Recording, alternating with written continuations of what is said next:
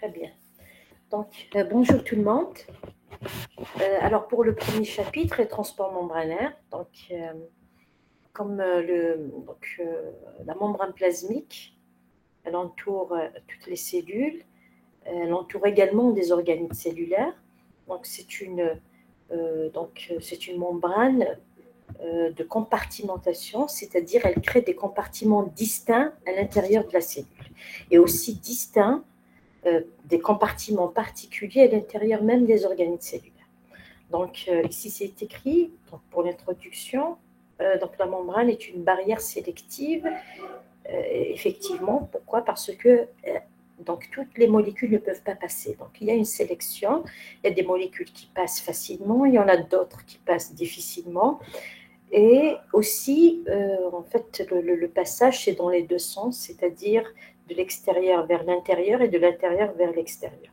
Donc, comme on a dit, il y a des molécules qui peuvent passer facilement à travers la membrane plasmique, se faufiler entre donc les phospholipides de la membrane, mais d'autres molécules, elles empruntent des protéines de transport, ou également, donc, que ce soit des perméases ou des canaux, pour passer. Voilà, mais aussi d'autres molécules qui généralement sont les plus grosses, donc elles ne peuvent pas passer à travers les protéines de transport, mais il faut l'intégralité, il faut l'intervention de la participation de la membrane plasmique pour faire internaliser ou sécréter donc l'exocytose. Alors, internaliser, c'est l'endocytose, mettre à l'intérieur la cellule. Donc, il faut l'invagination de la cellule ou le contraire, donc l'exocytose. Donc, voilà. Donc, d'une manière générale, la membrane biologique, donc voilà, elle présente une double couche lipidique, comme vous le voyez ici. Donc une double couche, et vous avez des protéines qui s'insèrent à travers cette bicouche lipidique. Bien sûr, il y a des protéines qui s'insèrent complètement, donc ce qu'on appelle les protéines transmembranaires, et vous avez des protéines périphériques, c'est-à-dire elles ne s'insèrent pas, elles ne traversent pas l'épaisseur de la membrane plasmique. Et bien sûr, des protéines sont des phospholipides, et aussi des protéines sont glycosylées, et que donc, la glycosylation, on la trouve uniquement au niveau extracellulaire. Alors, maintenant, principale fonction de la membrane plasmique. Donc, la protection, bien sûr. Donc, c'est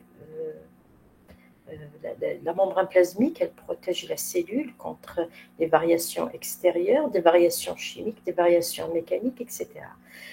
Elle entoure les cellules, voilà ce qu'on a dit tout à l'heure, donc formant des compartiments distincts, c'est-à-dire particuliers. Par exemple, la majorité des cellules, donc elles ont un milieu intérieur qui est riche en potassium et un milieu intérieur pauvre en sodium.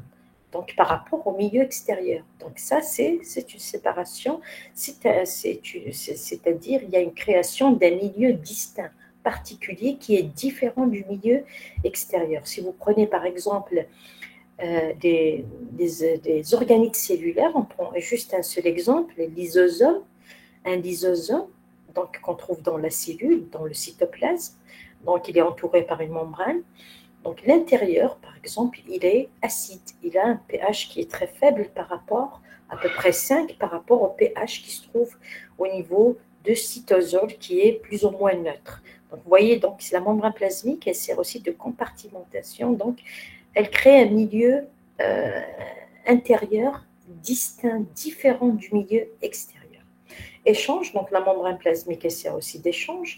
Donc ça, c'est joue un rôle très important parce qu'il est très important pour la survie de la cellule. La cellule, elle doit se nourrir, elle doit avoir du gaz, de l'oxygène, elle doit avoir des acides aminés, du glucose, etc. pour survivre. Donc, cette membrane, elle sert à quoi? Elle sert aussi aux échanges pour ramener ces nutriments, passent à travers cette membrane. Et aussi, cette membrane, elle sert aussi à rejeter les déchets. La membrane, la cellule, c'est un organisme qui est vivant, donc ça nourrit et ça produit des déchets. La reconnaissance, donc la membrane, elle joue un rôle dans la reconnaissance par le biais des récepteurs. En fait, la cellule, elle ne peut pas vivre dans un organisme, soit au niveau de l'environnement, c'est-à-dire si on parle des êtres unicellulaires, elle ne peut pas vivre seule, il faut qu'elle soit en contact avec le milieu extérieur. La même chose pour l'organisme multicellulaire, donc comme l'organisme humain, le corps humain. Donc les cellules doivent être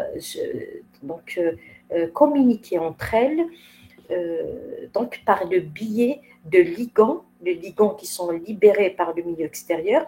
Et un ligand, automatiquement, c'est une molécule qui doit se fixer sur un récepteur. Donc le récepteur, donc, c'est la cible du ligand. Donc le récepteur qui se trouve au niveau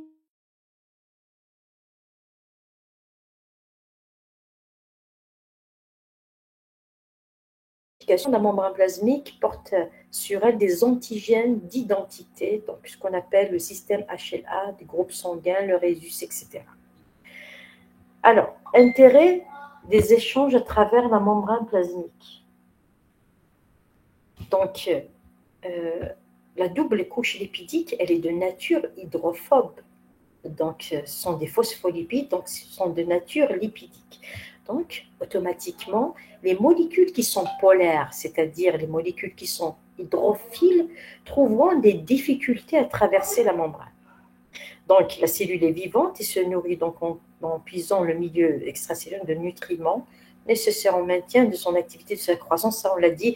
Donc, il y a le passage des nutriments et aussi vice-versa. Il y a aussi le rejet des déchets du métabolisme, mais aussi bien sûr des molécules toxiques, etc. Alors ici, la dernière phrase, c'est à travers la membrane plasmique ou à l'aide de celle-ci qui vont s'effectuer les échanges, bien sûr, donc à travers la membrane plasmique. On passe à la page suivante. Alors ici, je pense que voilà. Alors, les différents types de transport. Alors, les différents types de transport, donc on a fait une classification selon la consommation d'énergie. Donc, vous avez le transport passif qui ne demande pas d'énergie. Pourquoi? Parce que les molécules sont transportées dans le sens de leur gradient de concentration d'un milieu plus concentré vers un milieu moins concentré. Donc, le transport passif comporte la diffusion simple. Donc ici, la diffusion simple, donc les molécules, ce n'est pas toutes les molécules, mais un certain nombre de molécules, une catégorie de molécules, elle va diffuser simplement, c'est-à-dire passer à travers les phospholipides sans intervention de transporteur. La diffusion facilitée, par contre, donc ici, il y a donc intervention, ici, il y a il y a des protéines qui vont intervenir. Alors, les protéines, dans la diffusion facilitée, donc, soit des perméases, soit des canaux ioniques. Donc, il y a une différence entre les deux. Donc, on va les voir en détail. Donc, dans certains ouvrages, c'est-à-dire la diffusion facilitée, concerne uniquement les perméases. Et les canaux ioniques, on va les mettre dans une autre catégorie. Mais ici, mais certains ouvrages aussi, ils les mettent tous les deux dans la même catégorie. Donc ça, c'est une classification, c'est pas méchant. On va la mettre comme ça. Donc on va mettre les deux dans la même catégorie. Ici, l'ossement, je l'ai enlevé parce que ça, c'est autre chose. Alors, donc pour le transport actif, donc ici, ça nécessite de l'énergie. Pourquoi? Parce que les molécules sont transportées contre leur gradient de concentration, c'est-à-dire d'un milieu donc moins concentré vers un milieu plus concentré. Donc ça nécessite une force, une énergie pour donc les faire passer. Donc ce transport, il y en a deux types de transport actif. Vous avez le transport actif primaire, qui sont des transporteurs en même temps des enzymes qui catalysent, qui hydrolysent l'ATP. Donc on les appelle des ATPases ou des pompes. Et vous avez la deuxième catégorie de transport actif, c'est le transport actif secondaire. Alors, le transport actif secondaire, donc, sont des transporteurs, généralement, ils transportent plus donc 2 ou 3 ou 4, et en fait, ce ne sont pas des pompes, c'est-à-dire, elles n'ont pas une activité ATPasique, elles n'hydrolysent pas l'ATP, et que donc leur travail dépend contraire, dépend de la pompe généralement Na plus K+. Ça, on va le voir après le samedi prochain, Inch'Allah. Alors, pour le transport actif secondaire, on a deux types. Le cotransporteur, qui est le symporteur, ou le symport, si on parle du transport, c'est un symport. C'est-à-dire, vous avez deux molécules qui sont transportées dans la même direction. Et vous avez également le contre-transport qu'il faut rajouter ici avec un crayon ou un stylo, d'accord? Donc, co-transporteur, rajouter plus contre-transporteur, qu'on appelle généralement les antiports ou antiporteurs. Voilà. Donc, vous voyez le schéma ici. Alors, le schéma nous montre un petit peu, ici, généralement, c'est la diffusion simple. D'accord, ce schéma. Regardez bien, les gaz diffusent facilement à travers la membrane plasmique, donc ils sont hydrophobes. Donc, sans intervention de molécules, c'est-à-dire de protéines. Et vous avez également, donc certaines molécules, regardez l'urée, glycérol, éthanol, stéroïdes. Alors ici, par exemple, les hormones stéroïdiennes, par exemple, les hormones sexuelles, vous avez la testostérone, les oestrogènes, la progestérone. Donc, vous avez aussi certaines autres hormones, par exemple, les glucocorticoïdes, par exemple le cortisol. Vous avez un minéralocorticoïde, vous avez, par exemple, qu'on appelle l'aldostérone. Vous avez également donc les hormones thyroïdiennes également. Tout ce que j'ai cité là, nous avons cité là, donc passe à travers la membrane sans intervention de protéines. Là, par contre, si on voit les autres catégories de molécules, elles ne peuvent pas traverser la membrane plasmique, il faut des transporteurs. Par exemple, vous avez ici des grosses molécules acides aminés, hormones neurotransmetteurs, nucléotides, hormones, bon, ici il faut préciser quel type d'hormones, parce que comme on a cité tout à l'heure, les hormones stéroïdiennes, elles passent. Ici, les hormones de nature, glycoprotéique ou protéique peptidique aussi.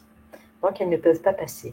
Vous avez des glucides, des acides aminés, il faut des transporteurs. Vous avez aussi donc regardez bien, des ions, ils ne peuvent pas passer. Alors, l'H2O, l'eau, regardez bien, il passe très faiblement. C'est-à-dire le passage de l'eau, il faut savoir une chose, l'eau, il passe surtout à travers des canaux spécifiques à l'eau qu'on appelle les aquaporines. S'il n'y a pas d'aquaporine, il va y avoir passage d'eau, mais c'est très limité, c'est très peu. Pourquoi? Parce que, tout simplement, qu'est-ce qui aide l'eau à passer, enfin à passer un tout petit peu? Parce que n'oubliez pas que l'eau, elle est polaire, H2O c'est polaire, donc elle est hydrophile, donc en fait c'est parce que c'est une petite molécule et que et aussi elle n'est pas chargée. Donc la charge, alors je vais citer 3 facteurs qui empêchent la molécule de passer à travers la membrane plasmique simplement, c'est-à-dire sans diffusion simple, sans intervention de protéines. Donc vous avez 3 facteurs qui limitent ce passage. Donc vous avez le poids moléculaire, la charge et aussi l'hydrophobicité. Donc une molécule qui va passer facilement doit être hydrophobe. Elle doit être de petits poids moléculaires et elle doit être non chargée aussi. Voilà. Alors, donc vous avez les transports membranaires sans mouvement de la membrane plasmique. Sans mouvement de la membrane plasmique. Donc ça, c'est le transport passif et actif.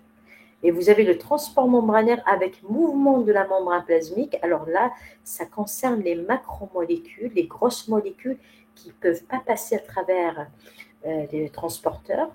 Donc ici, ça nécessite un mouvement de la membrane plasmique. Donc il faut bien sûr l'intervention du cytosquelette. Donc c'est un réseau de filaments de nature protéique évidemment, qui se trouve sous la membrane plasmique. Et ce cytosquelette, attention, c'est lui qui donne la forme à la cellule, mais aussi il a beaucoup de rôles, y compris dans le transport par endocytose et exocytose. Donc le cytosquelette, Donc, il joue un rôle important dans ces deux phénomènes, donc l'endocytose pour faire entrer de grosses molécules, de macromolécules, et l'exocytose pour expulser les grosses molécules. Maintenant, on va voir le transport passif. Aujourd'hui, donc, on va voir un petit peu le transport passif en détail. Le samedi prochain, on va voir le transport actif. Alors, le transport passif, donc on a dit, on a deux catégories. Donc, vous avez la diffusion simple et la diffusion facilitée. La diffusion simple, donc, ça ne nécessite pas de protéines de transport. Donc, les molécules passent donc facilement. Donc, elle se fait sans intervention de protéines à travers la membrane bicouche. Elle est dite passive, bien sûr, parce qu'elle s'effectue selon le sens de gradient de concentration, donc d'un milieu plus concentré vers un milieu moins concentré. Donc, ce transport donc, concerne des molécules, par exemple des gaz. Tous les gaz passent, d'accord, facilement. Ici, bien sûr, attention, le moteur, c'est le gradient de concentration. Donc, l'oxygène, par exemple, il passe d'un milieu d'extérieur vers l'intérieur. Quand il passe l'oxygène dans l'intérieur de la cellule, en fait, il est consommé, l'oxygène. Donc, à l'intérieur de la cellule, sa concentration, en fait, entre guillemets, parce que quand il s'agit de gaz, on ne parle pas de concentration, on la remplace avec la pression partielle. Donc, la pression partielle des gaz à l'intérieur des cellules diminue, de l'oxygène diminue, parce qu'elle est consommée. Ce gaz est consommé, donc c'est toujours l'oxygène, il a toujours tendance à entrer, parce que sa pression partielle est supérieure à l'extérieur. Alors, vous avez également, en plus des gaz, vous avez des petites molécules d'hypophiles. Par exemple, donc l'hypophile ou hydrophobe, c'est la même chose, ou liposoluble. Donc, c'est les mêmes termes qui désignent la même chose. Vous avez hormones stéroïdiennes et thyroïdiennes. Alors, les hormones stéroïdiennes donc, sont des hormones donc, qui ont un précurseur commun, c'est le cholestérol. Donc, vous avez toutes les hormones sexuelles, donc progestérone, oestrogène, testostérone. Vous avez également les glucocorticoïdes, cortisol par exemple, minéralocorticoïdes, aldostérone. Voilà, et vous avez les hormones thyroïdiennes qui sont libérées par la thyroïde. Vous avez T3 et T4 qui diffusent, qui sont dipophiles. Vous avez l'urée, éthanol, glycérol, etc. Et dans certaines limites, H2O. Alors, H2O, on a dit tout à l'heure, il passe, mais très petite quantité. Alors, donc, H2O, il faut des aquaporines. Quand la cellule présente des aquaporines, donc ce sont des canaux spécifiques à l'eau, là, la cellule devient très perméable, voire jusqu'à 100 fois perméable à l'eau. Quand il y a des... Donc, vous imaginez 100 fois, c'est énorme. Quand il y a donc présence d'aquaporines. Alors, les caractéristiques de ce transport sont non saturables. Bien sûr, il n'y a pas de saturation parce qu'il n'y a pas de transporteur. Ici, comme on l'a dit tout à l'heure, c'est le gradient de concentration. Quand il y a le gradient de concentration, un gradient, ben les molécules, elles vont passer. Quand les deux milieux ont la même concentration, donc le gradient va s'annuler, parce que quand on dit gradient, ça veut dire que c'est la différence de la concentration entre les milieux intérieurs et l'extérieur. Donc, quand le gradient devient zéro, donc les deux concentrations sont les mêmes, donc là, il s'arrête. Donc là, c'est un transport qui n'est pas saturable parce qu'il n'y a pas de transporteurs qui peuvent être saturés. Voilà. Non spécifique, pas de régulation. Là, quand on dit non spécifique, ça veut dire pas de régulation.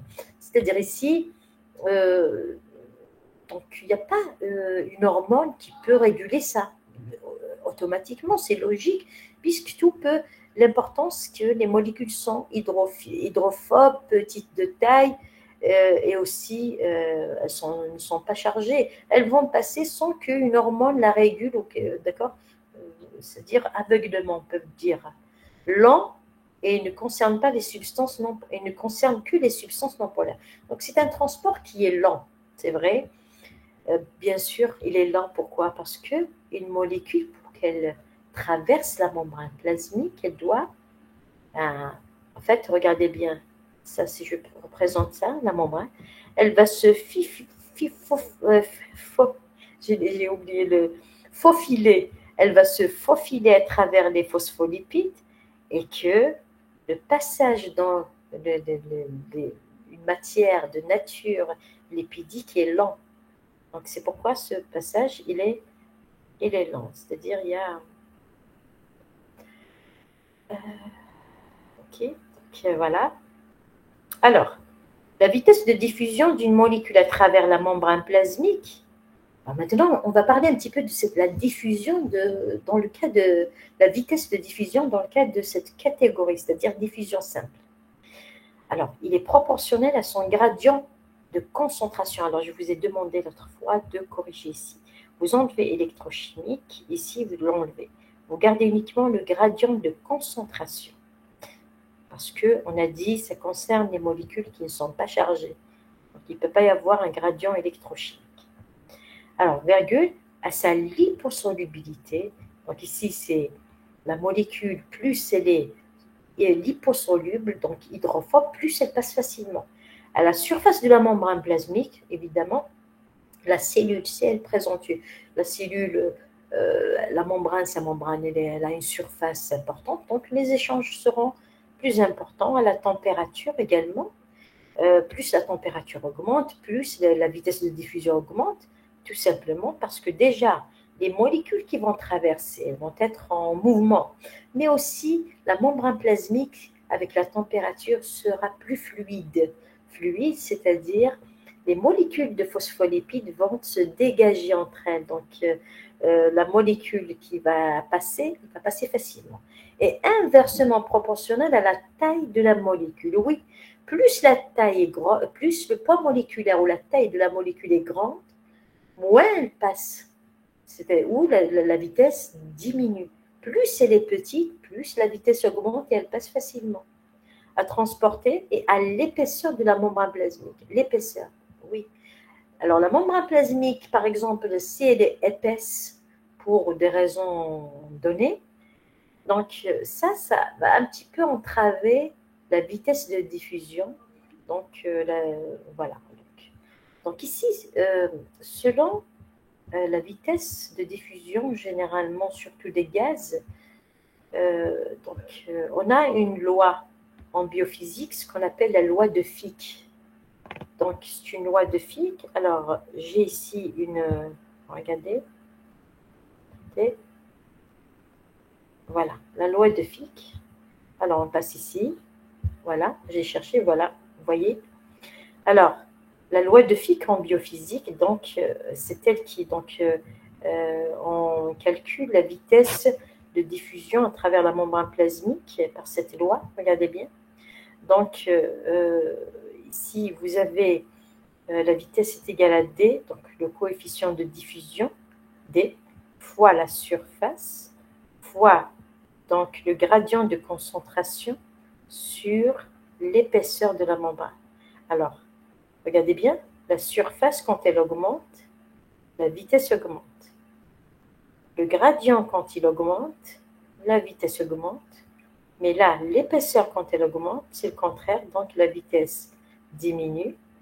Alors, concernant le coefficient de diffusion, si vous cherchez sur Internet, par exemple, vous allez trouver qu'il dépend d'un autre facteur qui est, par exemple, alors la température. Donc, on trouve la température à l'intérieur avec d'autres facteurs aussi. Donc, la température, si elle augmente, la diffusion, la vitesse augmente aussi. Mais ça, c'est en biophysique. Ça concerne donc...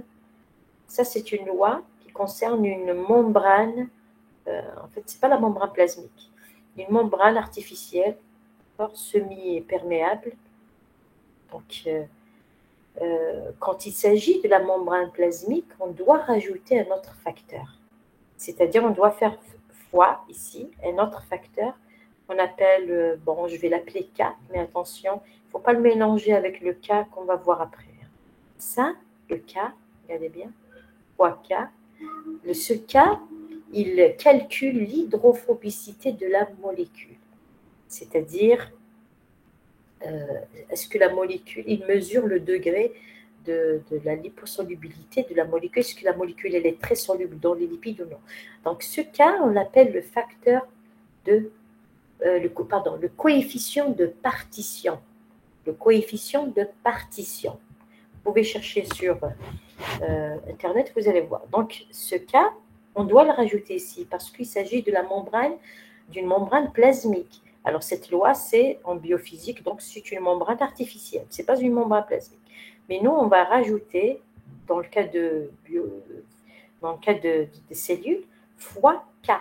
K, c'est le coefficient de partition qui mesure le degré d'hydrophobicité de la molécule. Donc, K, la molécule, quand elle est très hydrophobe, donc le K, bien sûr, augmente et donc la vitesse de diffusion augmente. Voilà, donc j'ai oublié de vous dire aussi ça, le D, le coefficient de diffusion, le D. C'est une formule.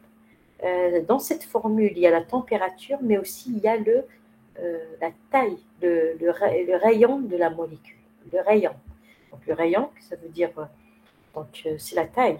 Donc il y a une formule, la température, elle est en haut sur le rayon. Donc le rayon, quand il augmente, automatiquement le D diminue et donc la vitesse diminue.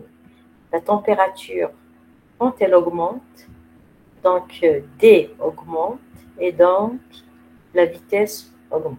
Voilà, donc la diffusion simple suit la loi de Fick, mais nous, on lui rajoute juste le K fois K, donc le coefficient de partition.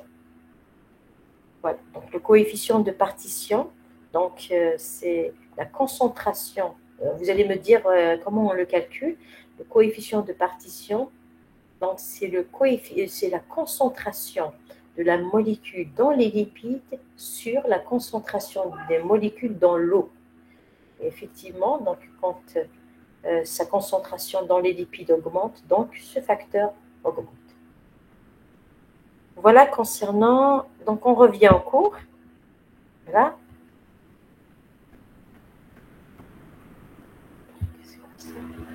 Hein? Alors, donc le schéma, regardez bien, le schéma, voyez la composition. Donc ça, ce sont les facteurs, en fait, de facteurs qui influencent la vitesse de diffusion.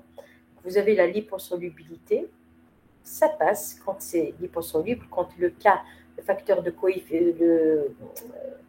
coefficient de partition augmente, ça passe, et quand le coefficient de partition est faible, donc ça ne passe pas. Alors, R de surface de la membrane, donc le S, la surface. Vous avez l'épaisseur, donc ça c'est inversement proportionnel à la vitesse. Vous avez la taille, même chose, c'est inversement, plus la taille est grande, moins la vitesse est grande. L'épaisseur de la membrane, on l'a fait, et ça c'est le gradient de concentration. Voilà. Donc là, si on part un petit peu loin, on va dessiner la courbe de diffusion simple. Par exemple, généralement, on utilise la courbe de l'oxygène. Pourquoi? Parce que l'oxygène, c'est un gaz.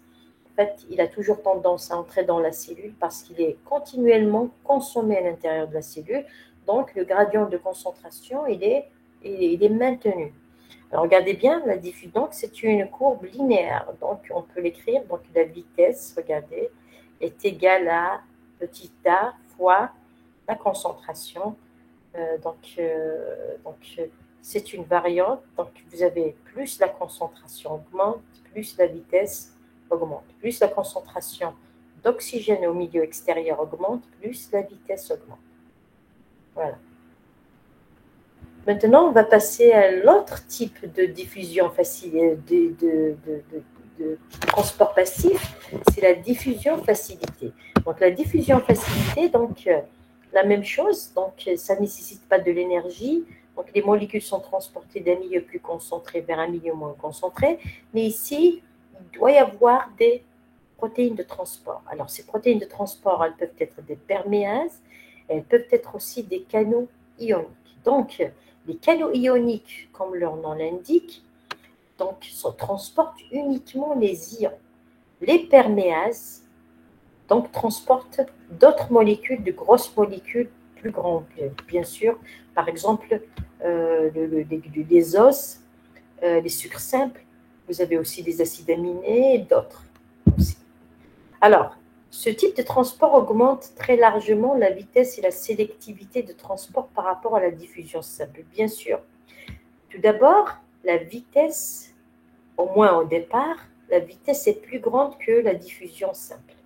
Et aussi, donc, la sélectivité, elle est plus importante parce qu'ici, nous avons soit les canaux ioniques ou les perméases sont spécifiques.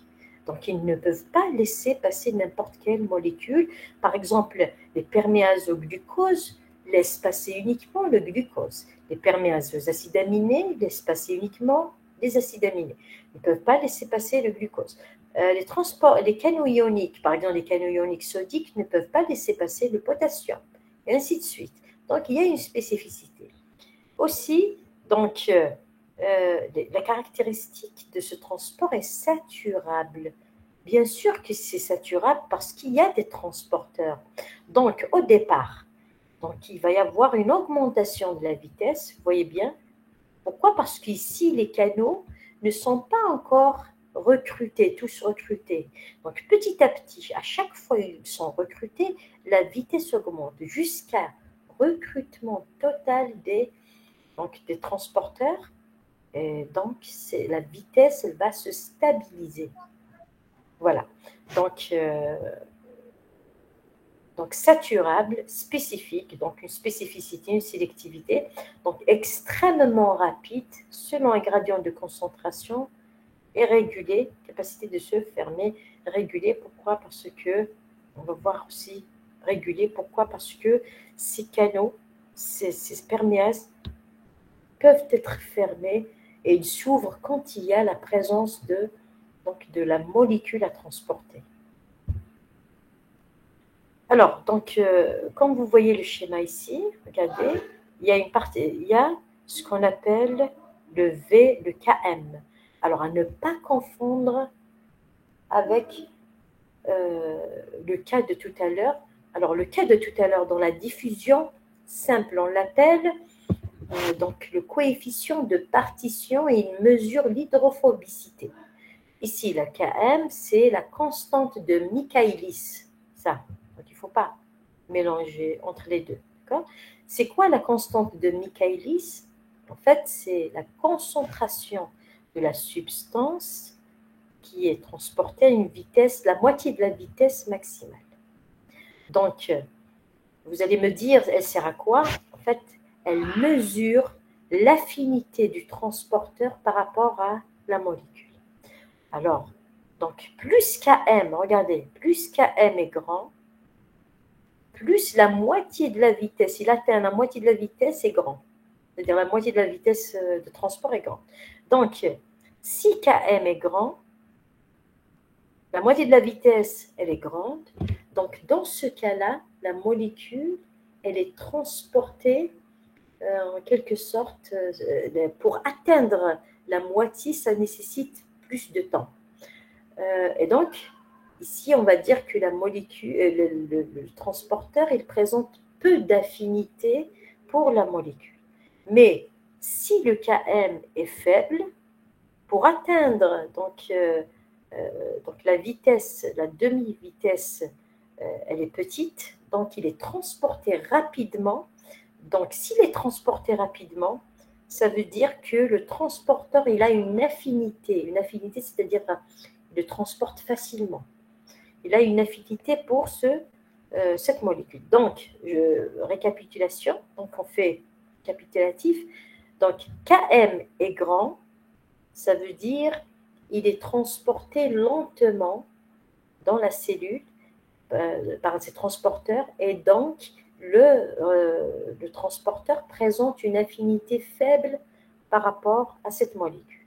Le contraire, si Km plus Km est faible, plus il est transporté rapidement, plus il a le transporteur ou la protéine qui le transporte a une affinité importante pour cette molécule. Alors, on va tout d'abord voir les protéines porteuses, c'est les perméases. Donc, elles sont formées d'une glycoprotéine transmembranaire qui possède, alors, glycoprotéine transmembranaires. Donc, ce sont des protéines qui traversent la membrane, qui possèdent un site de liaison de soluté. Donc ici, voilà. Donc ces protéines transportent. Donc, je vais utiliser un petit peu. Bon, ici, vous l'avez. Donc, alors, 12 domaines transmembranaires. Donc, ici, on a pris l'exemple des glutes. Alors, si j'utilise, donc, comme la dernière fois, par exemple, si je prends les glutes, donc, on va faire un petit dessin ici. Donc, la membrane plasmique, regardez. Donc, on va présenter la membrane plasmique ici, regardez. Parce que, en fait, les perméases, elles sont différentes. Le nombre de domaines transmembranaires est différent. Donc, c'est pourquoi on prend un exemple. Par exemple, on prend les glutes. Les glutes, qu'est-ce que c'est que les glutes? Glucose transporteur. Donc, ce sont des perméases qui transportent le glucose. Donc, généralement, donc, voilà. Alors, vous avez 12 domaines transmembranaires.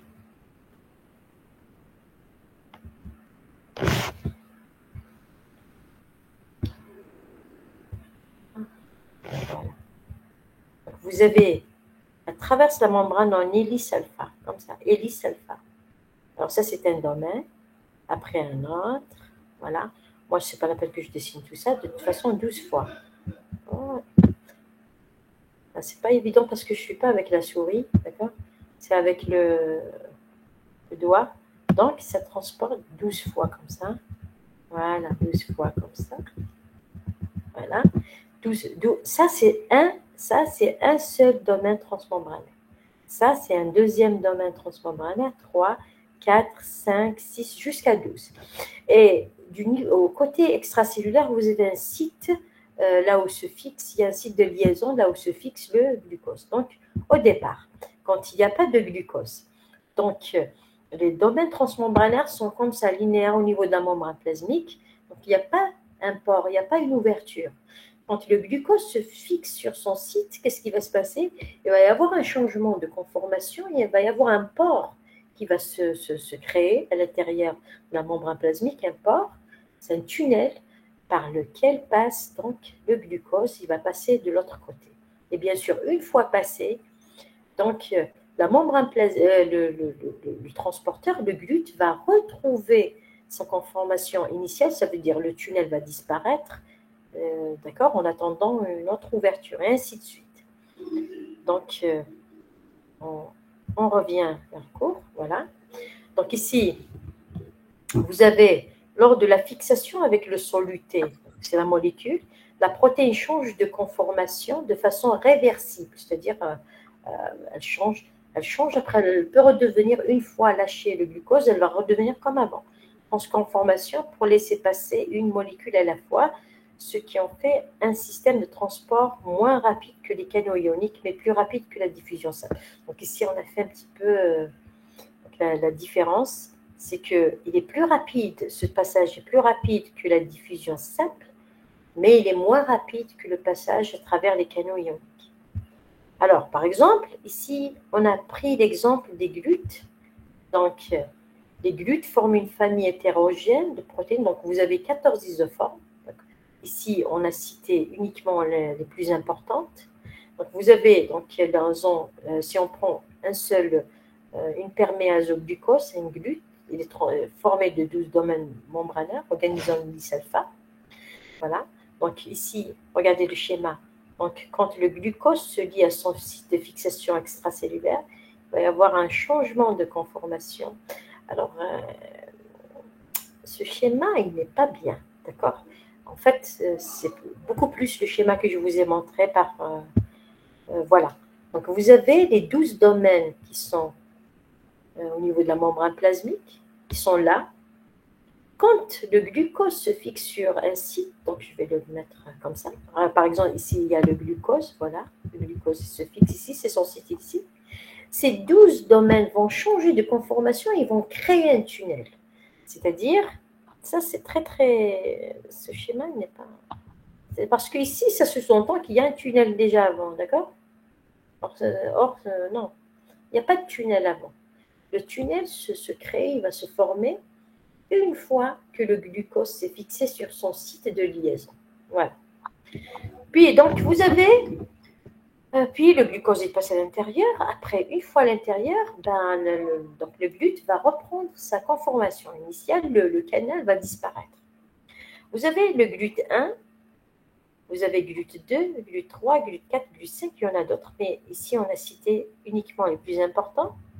Alors ici, donc le GLUT1 est transcrit dans divers tissus ubiquitaires, donc on le trouve un peu partout. D'accord. Le GLUT2, alors, le GLUT2, on le trouve dans les cellules bêta de Langerhans, celles qui sécrètent de l'insuline. On le trouve aussi dans le foie, les reins, les intestins.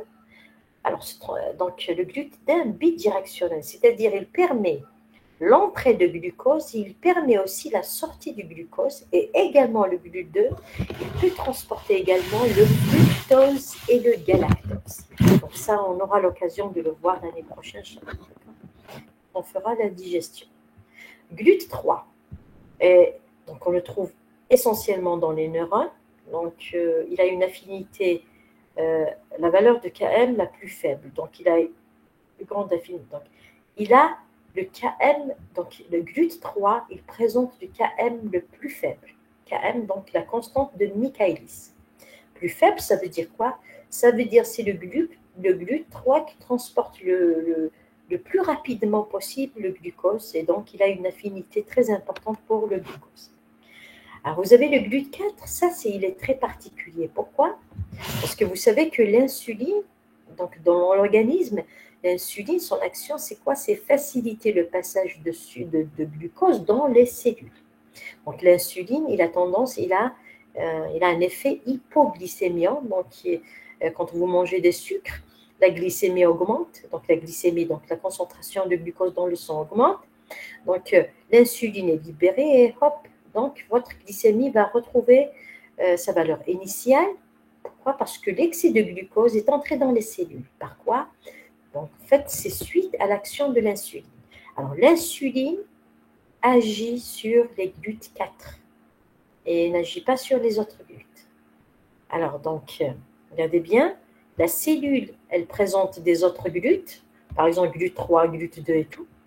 Et quand il y a donc l'insuline, regardez bien, l'insuline, bien sûr, c'est un ligand, il a un récepteur. L'insuline se fixe à son récepteur. Il va y avoir donc une cascade de signalisation intracellulaire, donc une signalisation, une transduction du message. Et quel est le résultat?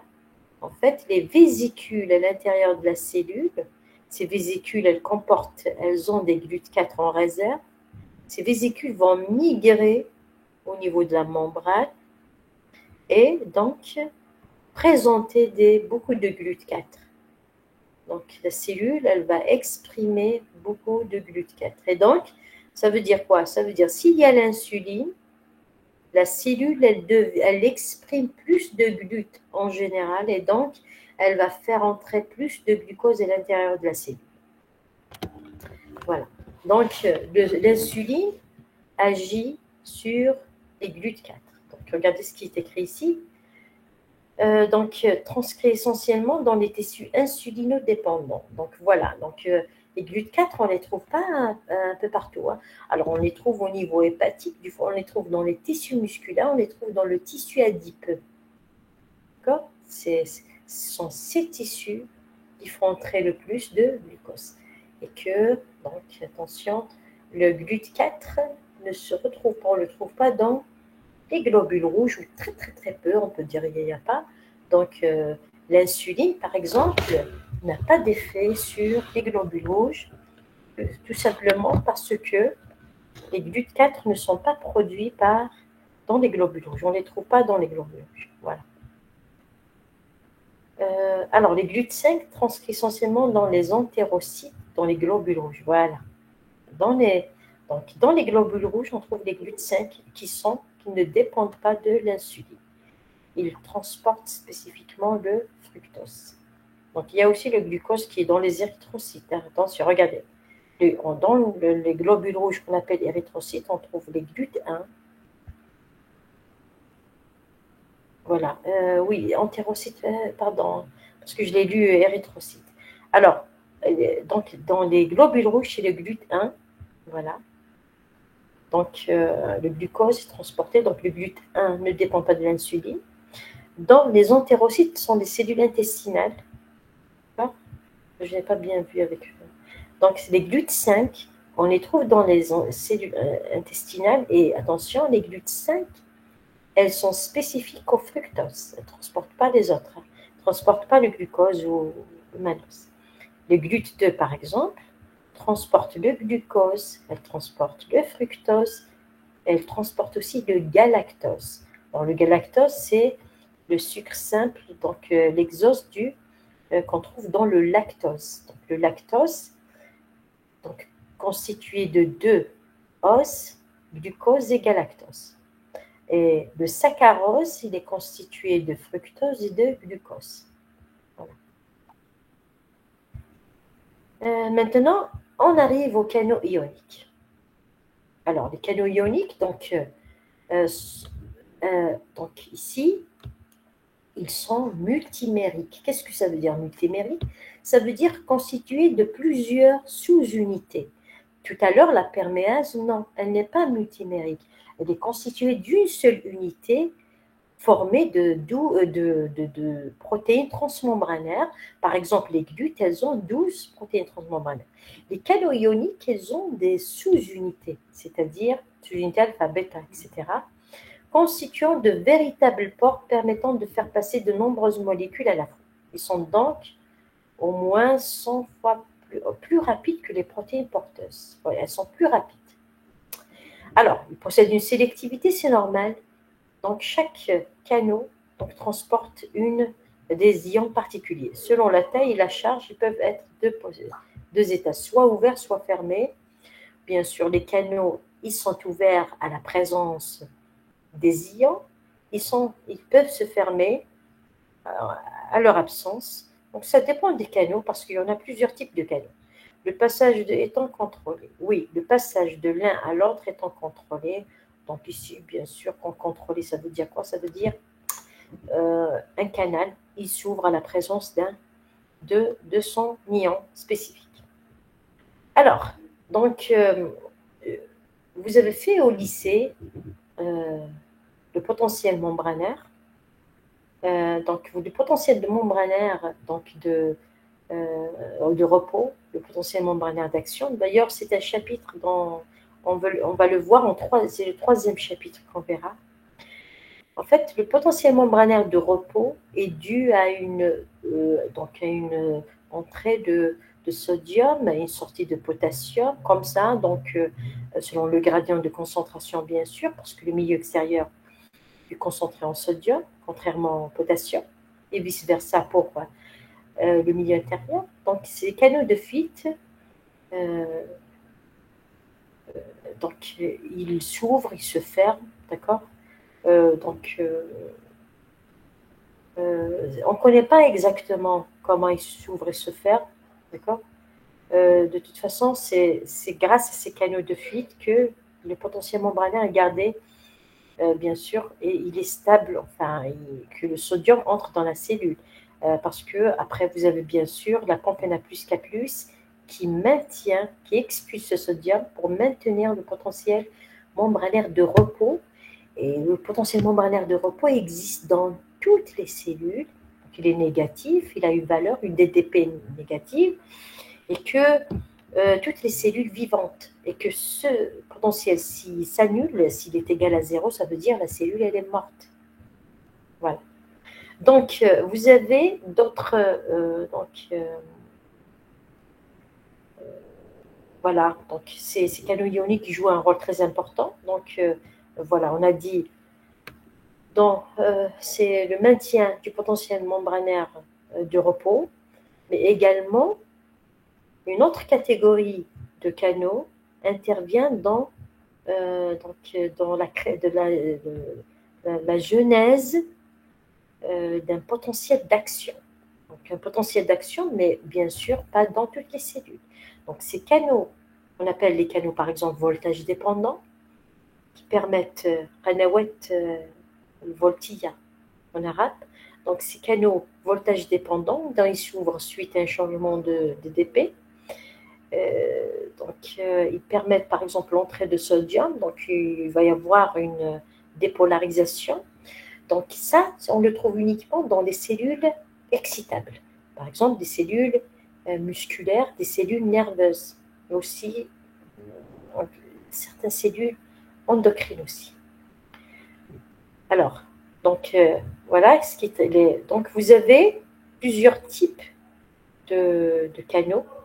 Alors, vous avez tout d'abord les canaux canaux ioniques et ligands dépendants. C'est-à-dire, il faut qu'un ligand se fixe sur la membrane pour qu'il s'ouvre. Donc, ça, c'est généralement la majorité. Regardez, par exemple, les canaux, des canaux ioniques, la majorité des canaux ioniques. Donc, s'ouvre lorsqu'une substance spécifique ligand se lie au canal. Pour certains de ces canaux, voilà.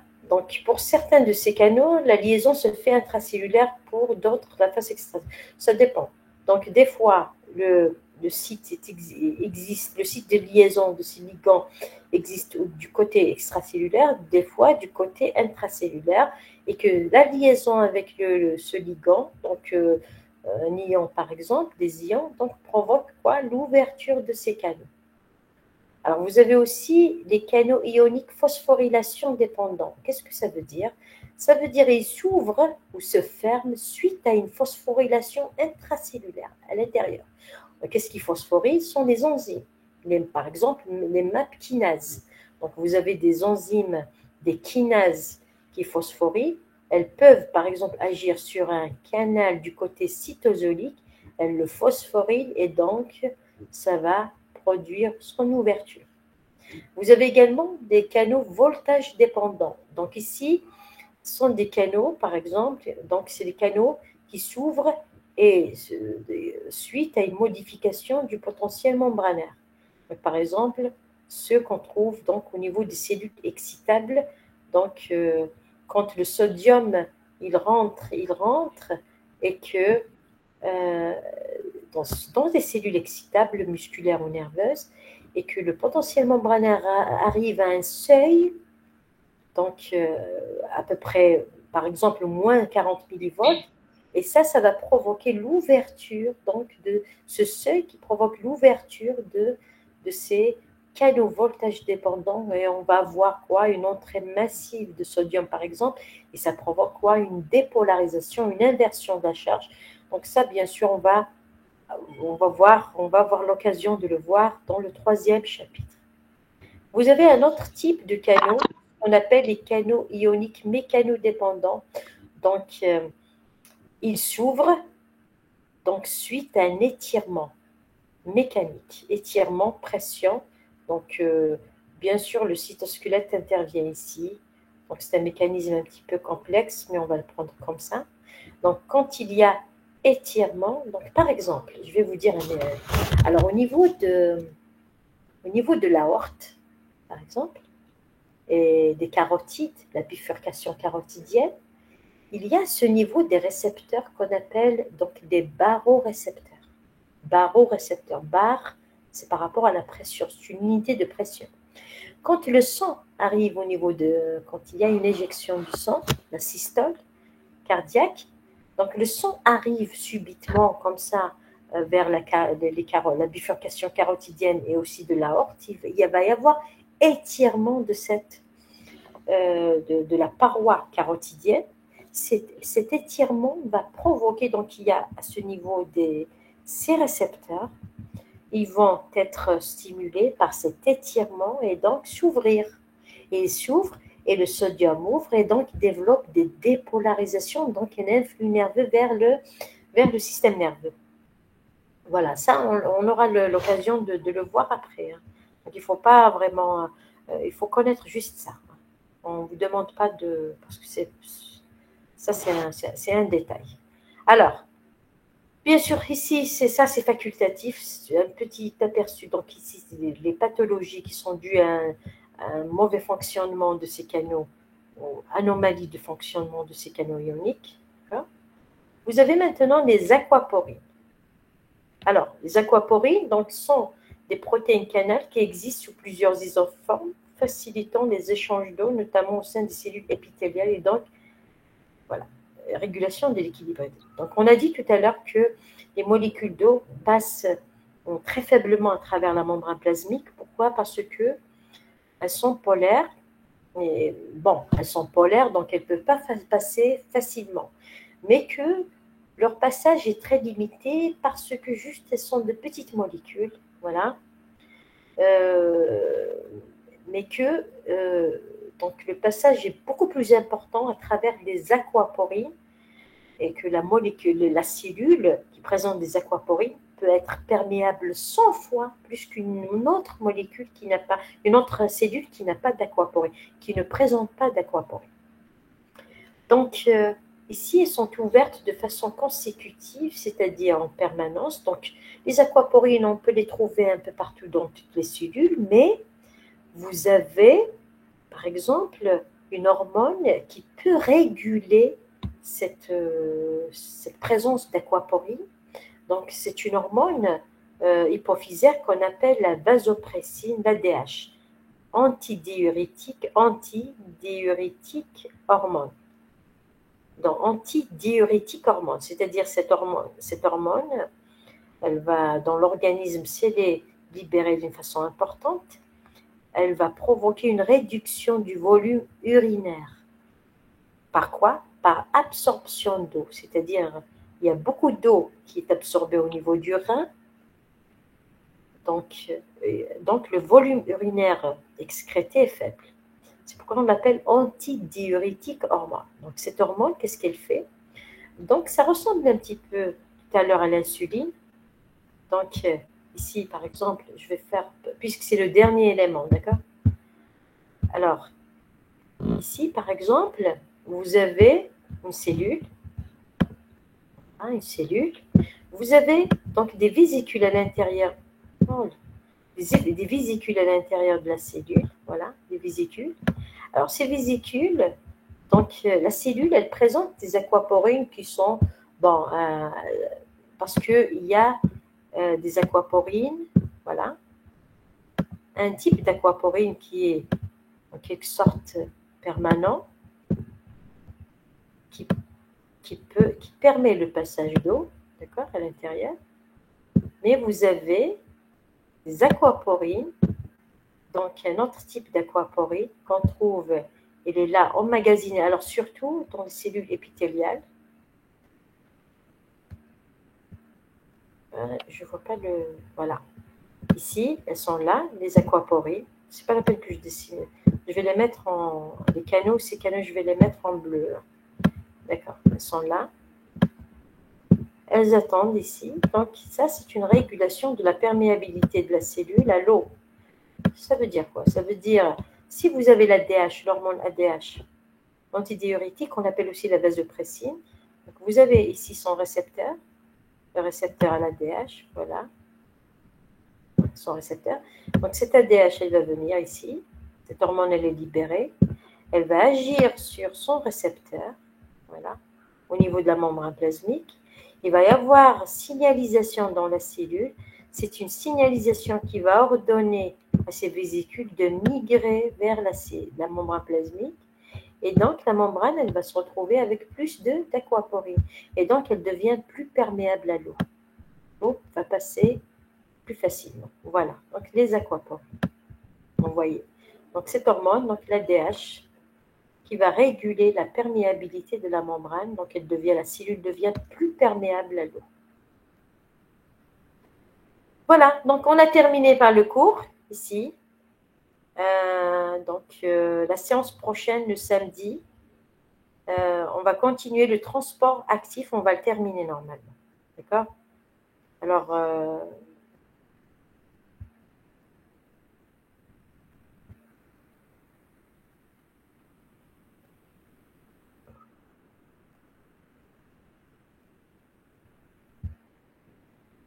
c'est bon?